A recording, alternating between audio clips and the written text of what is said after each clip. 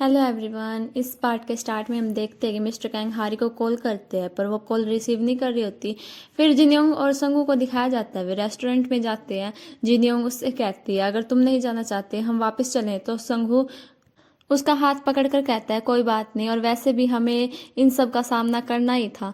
फिर दिखाया जाता है वे जिनयोंग के डैड के साथ होते हैं। जिनयोंग के डैड कहते हैं तुम दोनों कब से डेट कर रहे हो, तो संघू उन्हें बताता है 1 मंथ से ज़्यादा हो गया।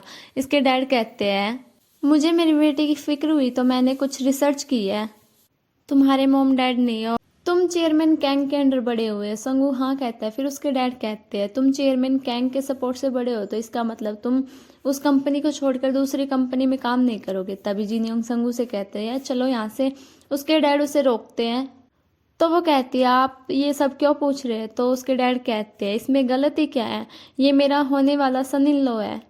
ये सुनकर जिनयोंग हैरान हो जाती है। उसके डैड कहते हैं तुम मेरी एकलौती बेटी हो, तो इसमें गलती क्या है अगर मैं ये चेक करूँ कि क्या मेरा सन इन लॉ मेरी कंपनी को संभाल सकता है या नहीं। तो जिनयोंग कहते हैं इसका मतलब आपको हम दोनों की डेट करने से कोई प्रॉब्लम नहीं है। तो उसके डैड कहते हैं अगर ऐसा नहीं होता तो मैं इसे डिनर के लिए क्यों बुलाता, मुझे पता है मैं कितना बुरा रहा हूँ और मैं अपनी एकलौती बेटी के साथ और बुरा नहीं कर सकता। तो चलो एक दूसरे को और थोड़ा समझने की कोशिश करते हैं, क्या तुम घर वापस आ सकती हो। तो जिनयोंग कहती है ठीक है, मुझे घर वापस आने के बारे में सोचने के लिए कुछ टाइम चाहिए। फिर दिखाया जाता है जिनयोंग और संगू कार में होते हैं। संगू उसे शांत देखकर पूछता है तुम क्या सोच रही हो। तो वो कहती है मैं अपने डैड के बारे में सोच रही हूँ। तुम्हें पता है लोग कहते हैं जब आदमी मरने वाला होता है उससे पहले वो अजीब हरकतें करने लगता है, कहीं मेरे डैड बीमार तो नहीं है। तो संगू कहता है मुझे ऐसा नहीं लगता, जब कुछ अच्छा हो रहा हो तो तुम्हें उसके बारे में पॉजिटिव वे में सोचना चाहिए, बुरे के बारे में मत सोचो।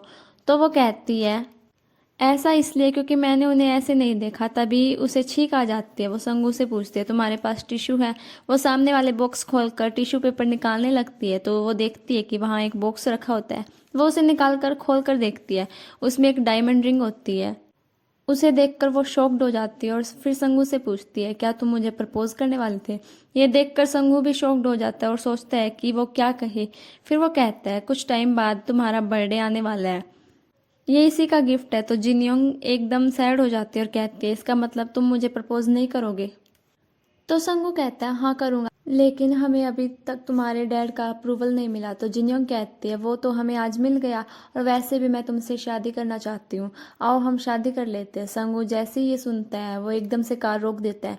फिर वो कार से बाहर निकलता है और जिनयोंग का दरवाज़ा खोलता है और उसे बाहर निकालता है। तो जिनयोंग कहती है क्या तुम मुझसे शादी नहीं करना चाहते।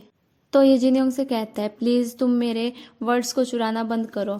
फिर वो जिनयोंग से के हाथ से बॉक्स लेता है और फिर अपने घुटनों पर बैठ जाता है और जिनयोंग की तरफ रिंग करके कहता है क्या तुम मुझसे शादी करोगी। ये सुनकर जिनयोंग बहुत ज़्यादा खुश हो जाती है और फिर वो जल्दी से हाँ कर देती है। ये दोनों काफ़ी खुश हो जाते हैं।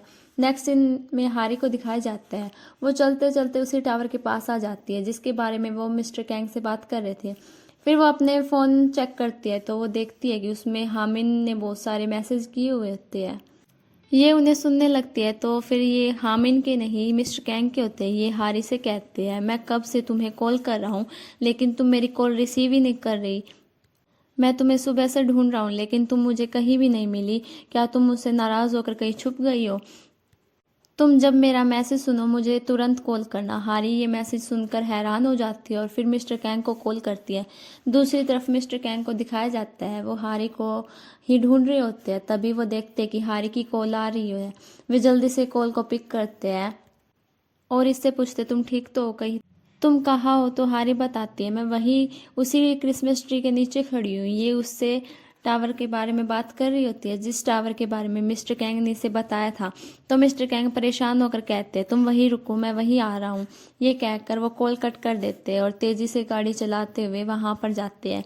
ये सुनकर हारी को बहुत ज़्यादा अच्छा लगता है। फिर वो ऊपर जाकर बिल्डिंग पर खड़ी हो जाती है और मिस्टर कैंग का वेट करने लगती है। ये काफ़ी देर तक मिस्टर कैंग का वेट करती है पर फिर भी मिस्टर कैंग नहीं आते। तो ये सीढ़ियों से उतर कर आ रही होती है। तभी वो सामने देखती है कि मिस्टर कैंग उसके सामने भागते हुए आ रहे होते हैं। वो आते ही हारी को हक कर लेते और इससे कहते तुम कहाँ चली गई थी, मैं तुम्हारे लिए कितना ज़्यादा परेशान था, अब से मुझे बिना बताए कहीं भी मत जाना। हारी इन्हें देखने लगती है और इसकी आंखों में आंसू आ जाते हैं। फिर मिस्टर कैंग उसे फिर से गले लगाते हैं और अब नेक्स्ट सीन इनके घर का दिखाया जाता है।